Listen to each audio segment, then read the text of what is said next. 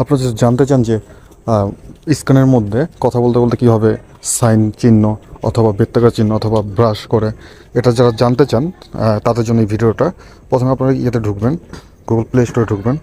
Play স্টোরে ঢোকার পর সার্চ করবেন এক্স রেকর্ডার লিখে।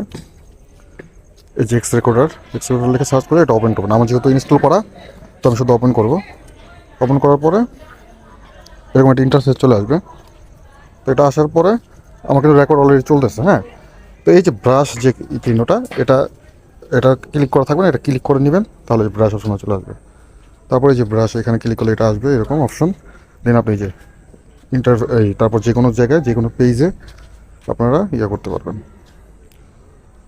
ব্রাশ করতে পারবেন।